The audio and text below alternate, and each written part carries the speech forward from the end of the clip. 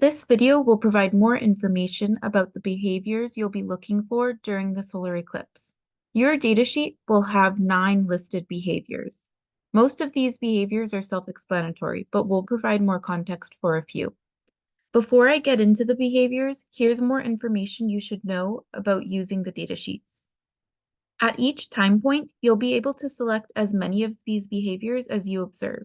So at one time point, an animal could, for instance, be moving slowly, having a positive social interaction, and making noise. In this case, I would select all 3 behaviors. You also have the option to write in any other behaviors you observe at any time. These could be more specific subcategories of the 9 listed behaviors, like playing, which is a specific kind of positive social behavior, or climbing, which is a specific kind of moving fast or moving slowly.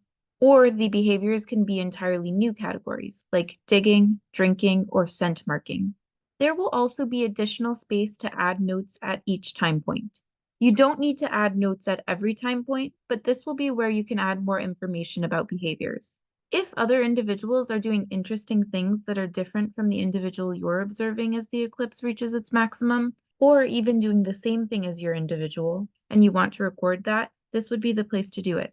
For example, young individuals may behave differently from adults, or male individuals may behave differently from females.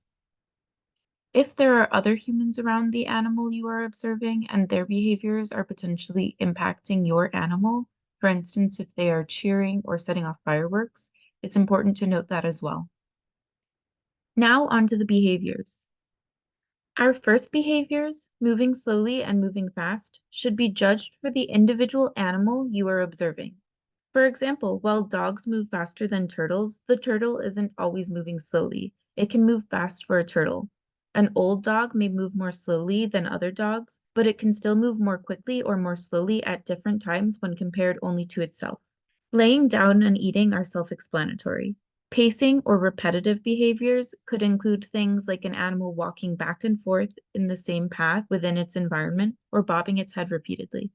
Standing still is also self-explanatory, as is making noise, although most animals make a variety of different kinds of noises, and those would be a great thing to make notes on.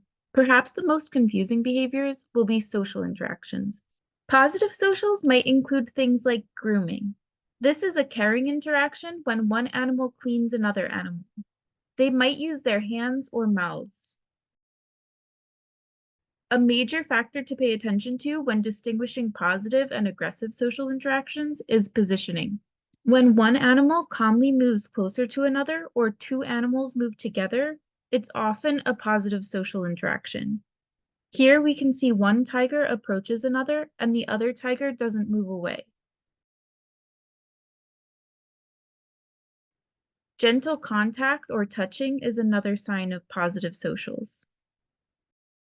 Playing is also a positive social, although some elements of play can look like aggressive socials, such as biting or tail pulling. So context is important. Play will be most common for younger individuals. Aggressive behaviors may include things like an animal displaying its teeth.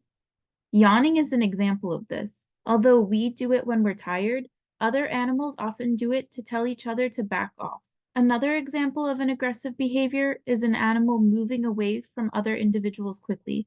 This often involves one individual moving towards another and the other moving away. Rough touching or shoving is also an example of aggressive behavior. If you have more questions about any of these behaviors ahead of the eclipse, you can email us at solareclipsesafari@ncsu.edu. Thank you for participating in this project.